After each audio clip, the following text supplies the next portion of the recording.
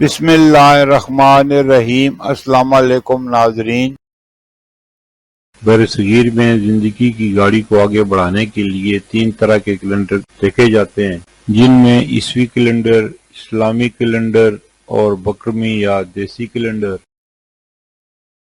عیسوی کیلنڈر کے حساب سے 7 ستمبر 2025 دن اتوار کا پاکستان، بنگلہ دیش اور دیگر ممالک میں ہجری یا قمری کیلنڈر کے حساب سے 13 ربیع الاول 1447 ہجری دن اتوار کا سعودی عرب اور دیگر خلیجی ممالک میں ہجری یا قمری کیلنڈر کے حساب سے 15 ربیع الاول 1447 ہجری دن اتوار کا سعودی عرب اور دیگر خلیجی ممالک ہجری یا قمری کیلنڈر کے حساب سے ہم سے 2 دن آگے ہیں۔ پنجابی یا بکرمی کیلنڈر کے حساب سے 23 بھادو 2082 دن اتوار کا۔ آج کی بات، دنیا میں 2 طرح کی گھڑیاں ہوتی ہیں، ایک وقت بتاتی ہے اور دوسری اوقات۔ ماضی کے دریچوں سے چند واقعات جو پاکستان اور مسلمانوں سے متعلق ہیں۔ 7 ستمبر 1958 سلطنت عمان کے سلطان نے گوادر کا علاقہ 4 لاکھ پاؤنڈ کے عوض پاکستان کو فروخت کرنے کا فیصلہ کیا۔ 7 ستمبر 1965 انڈونیشیا نے پاک بھارت جنگ میں پاکستان کی مکمل حمایت کا اعلان کیا۔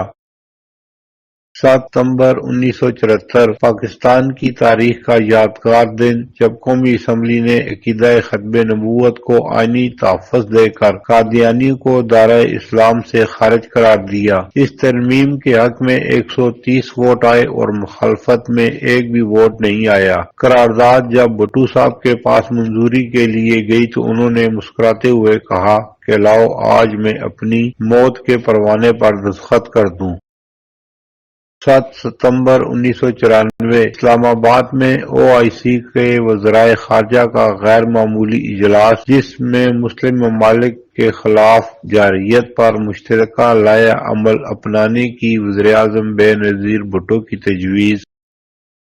7 ستمبر ہر سال 7 ستمبر کو پاکستان میں یوم فضائیہ منایا جاتا ہے، جب پاک فضائیہ نے 1965 کی جنگ میں زبردست دفاعی کردار ادا کیا۔ یہ دن پاکستان فضائیہ کے ہوابازوں کی بہادری قربانی کو خراج تحسین پیش کرنے کے لیے منایا جاتا ہے۔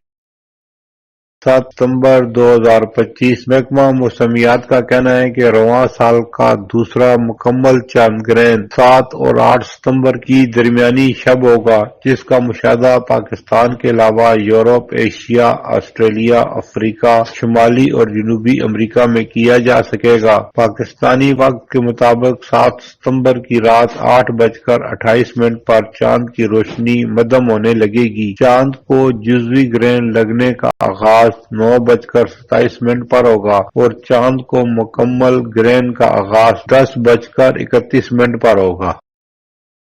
پھر ملیں گے اگلی ویڈیو میں، جب تک دیجیے مجھے اجازت۔ اللہ حافظ۔